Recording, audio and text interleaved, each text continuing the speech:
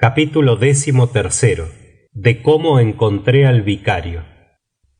Después de habernos dado los marcianos esta contundente lección sobre el poder de su armamento, se retiraron a su primera posición de la pradera de Horsell, y cargados con los restos de su compañero, debieron perdonar sin duda, en su carrera precipitada, a más de una víctima fortuita e inútil como yo. Si hubieran abandonado a su compañero y seguido adelante, habrían llegado a Londres antes de que tuviera noticias de ellos la metrópoli, porque sólo se habían preparado en el camino algunos cañones de 30 centímetros. La llegada hubiese sido tan repentina, funesta y terrible como el temblor de tierra que destruyó Lisboa hará cosa de un siglo, pero no tenían prisa. Los cilindros se sucedían el uno al otro en su viaje interplanetario, y cada 24 horas les llegaban refuerzos. Entretanto, las autoridades militares y marítimas, ya enteradas del tremendo poder de sus contrarios, trabajaban con furiosa energía. No pasaba minuto sin que un nuevo cañón se colocara en línea de combate. Y antes de caer la noche no había cercado ni arrabal en las colinas de Richmond y de Kingston que no escondiera alguna negra y amenazadora boca de fuego.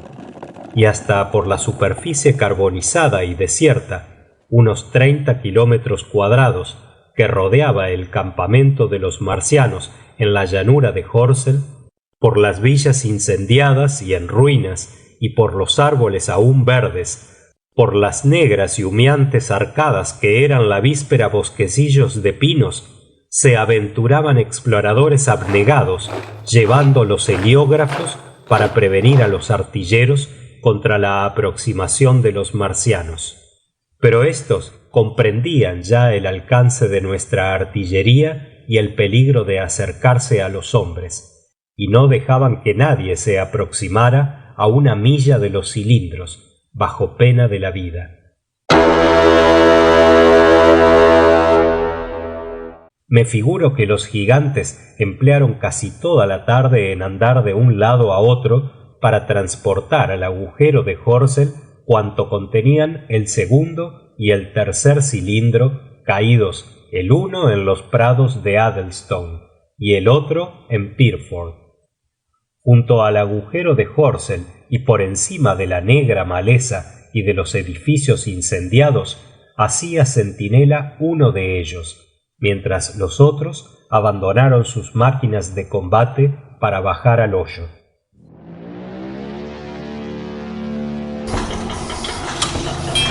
Trabajaron de firme hasta muy entrada la noche, y se veía la densa columna de humo verde que de allí se elevaba desde las colinas que rodean a Meadow, y aún me han dicho que desde Banstead y Epsom Downs. Y mientras los marcianos se preparaban para salir de nuevo y la humanidad se apercibía al combate, eché a andar en dirección a Londres con infinito cansancio y esfuerzo por entre los incendios de Weybridge. Vislumbré un bote vacío, minúsculo y lejano, arrastrado por la corriente, y despojándome de la mayor parte de mis casi cocidas ropas, lo seguí, lo alcancé y me pude escapar. No había remos en el bote, pero con toda la fuerza que quedaba en mis brazos escaldados, logré guiarlo río abajo hasta Halliford y Walton, avanzando muy lentamente y mirando de continuo hacia atrás, con la inquietud que ustedes pueden figurarse. Seguí la corriente porque el río me brindaba una esperanza de salvación en caso de que volvieran los gigantes. El agua, calentada por la caída del marciano, bajaba conmigo, formando una nube de vapor que me impedía ver las orillas. Una vez, sin embargo, columbré una hilera de sombras negras que huían de Weybridge a través de los prados. La villa de Halliford me pareció estar abandonada. Ardían varias casas de las riberas. Era extraño el espectáculo del lugar, tan silencioso y desolado bajo el ardiente cielo azul, al que ascendían por la cálida atmósfera de la tarde nubes de humo y lenguas de fuego. Hasta entonces no había presenciado nunca el incendio de una casa sin el molesto acompañamiento de una muchedumbre. Algo más allá se consumían y humeaban las cañas secas de la orilla. Una línea de fuego atravesaba campo adentro los montones de heno segado. Largo tiempo me dejé arrastrar por la corriente, a pesar del calor que emanaba del agua. Tan abatido me habían puesto las emociones, pero luego tuve miedo y volví a remar con las manos. El sol me pelaba la espalda desnuda. Al vislumbrar el puente de Walton, pudieron más que mis temores la fiebre y la debilidad. Eché pie a tierra en la orilla izquierda y me tendí sin sentido sobre las altas hierbas. Supongo que eran las 4 o las 5 de la tarde. Me levanté enseguida, anduve cerca de 1 kilómetro sin encontrar a nadie y me tumbé de nuevo a la sombra de una haya. Creo que pronuncié palabras incoherentes durante mis últimos esfuerzos. También tenía mucha sed y me reprochaba amargamente no haber bebido más agua y, fenómeno curioso, me encolericé contra mi mujer sin explicarme la causa. El deseo impotente de ir a Leatherhead me impacientaba sobremanera. No recuerdo claramente la llegada del vicario. Debió ocurrir cuando yo estaba amodorrado. Al darme cuenta de su presencia, le vi sentado, en mangas de camisa, lleno de hollín. Su afeitado rostro contemplaba fijamente una claridad tenue que bailaba entre las nubes, parecidas a plumas, matizadas ligeramente con los colores del crepúsculo. Me levanté y al ruido que hice me miró inmediatamente. ¿Tiene usted agua?, le pregunté bruscamente. Me hizo signo de que no, con la cabeza. Hace 1 hora que está usted pidiendo agua, me dijo. Callamos un momento, que invertimos en hacer nuestro mutuo inventario. Me atrevo a creer que debió encontrar en mí una figura bastante rara, porque no llevaba más que pantalón y calcetines. Tenía la piel roja y quemada, y los hombros ennegrecidos por el humo. Por lo que a él atañe, su rostro denotaba gran simplicidad intelectual. Le caía la cabellera en rizos encrespados y rubios, casi albinos, sobre su frente estrecha. Eran sus ojos más bien grandes que pequeños, de un color azul pálido, y la mirada inexpresiva. Se puso a hablar con frases entrecortadas y extraviados ojos. ¿Qué significa esto?, dijo. ¿Qué significan estas cosas? Le miré con asombro y sin responderle. Extendió la mano, delgada y pálida, y prosiguió con trágica voz. ¿Por qué permiten tales cosas? ¿Cuáles son nuestros pecados? El servicio de la mañana había terminado y yo me paseaba para despejarme la cabeza, cuando de pronto fuego, terremotos, muerte, como en Sodoma y en Gomorra. Destruida toda nuestra obra, toda nuestra obra. ¿Quiénes son esos marcianos? ¿Y quiénes somos nosotros?, le respondí, tragando para limpiarme la garganta. Se asió de las rodillas y me miró de nuevo. Durante medio minuto me contempló sin decir nada. Me paseaba por la carretera para despejarme la cabeza y de repente, ¡fuego! ¡Terremotos! ¡Muerte!, repitió. Volvió a callarse, con la cabeza baja. La barba casi le llegaba a las rodillas. Continuó enseguida, agitando la mano. Destruida nuestra obra. Las escuelas dominicales. ¿Qué hemos hecho?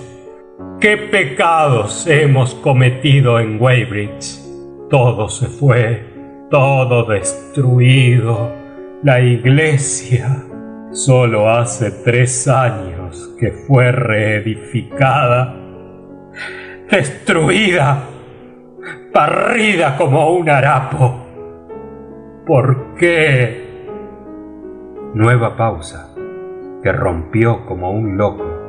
El humo de sus cenizas se alzará por los siglos de los siglos, exclamó.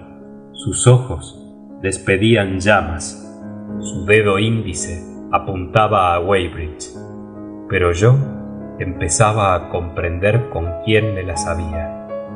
Se trataba evidentemente de un fugitivo de Weybridge, a quien el espectáculo de la espantosa tragedia le había trastornado el juicio. ¿Estamos lejos de Sunbury?, le pregunté en tono natural. ¿Y qué vamos a hacer?, preguntó. Hay marcianos en todas partes. Les ha encomendado el Señor el dominio de la tierra. ¿Estamos lejos de Sunbury?, repetí.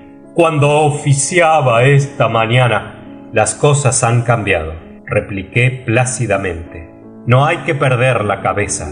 Aún nos quedan esperanzas de... ¡Esperanzas! Sí, esperanzas, a pesar de los pesares.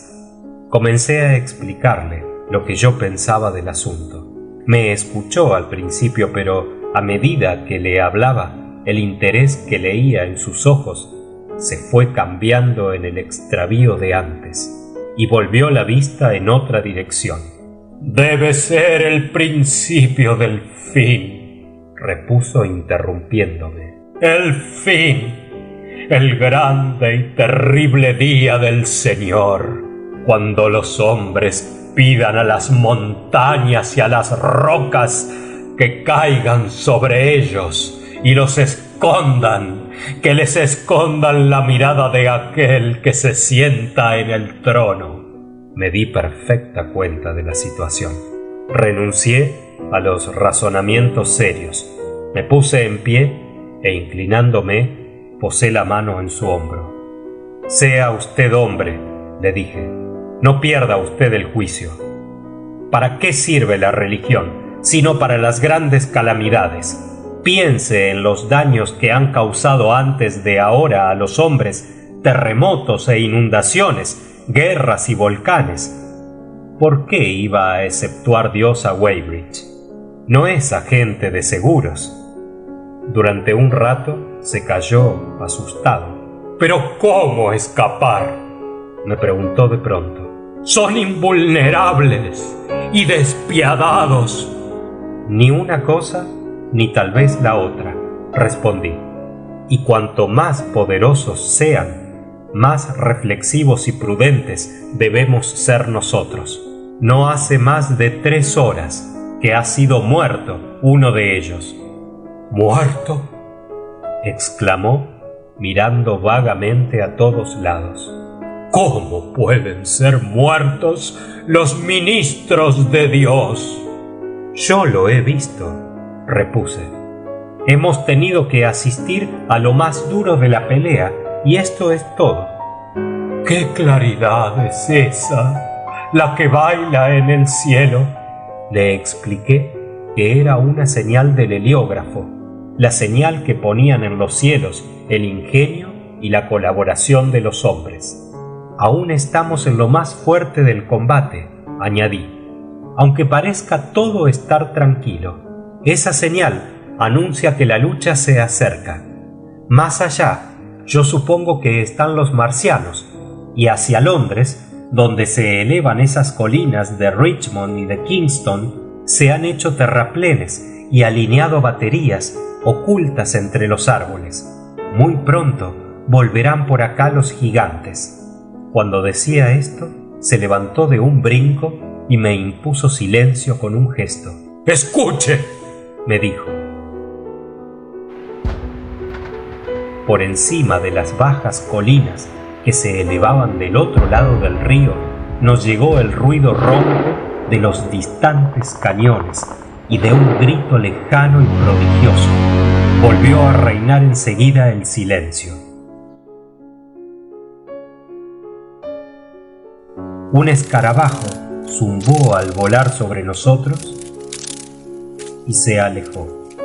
Hacia el oeste, por encima del humo de Weybridge y de Shepperton, por encima del cálido y silencioso esplendor del crepúsculo, se divisaba la luna creciente, vaporosa y pálida. Mejor haríamos en seguir esta senda hacia el norte, le dije.